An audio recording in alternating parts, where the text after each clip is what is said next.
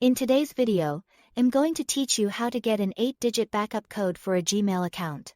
First, open your Gmail app or go to Gmail in your browser. And once you are signed in, tap or click your profile picture in the top right corner. From there, select Manage your Google account. This will take you to your main Google account settings, where you can control important security and sign-in options.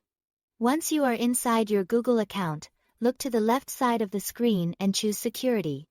If you are on a phone, the layout may look a little different, and you might need to scroll through the tabs at the top until you find Security.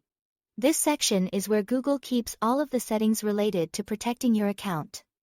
Next, go to the area called How You Sign into Google. In this section, select two-step verification. This feature adds an extra layer of protection to your Gmail account by requiring a second form of verification in addition to your password.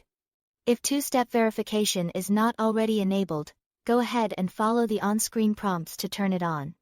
Google will guide you through the setup process, and it usually only takes a few minutes.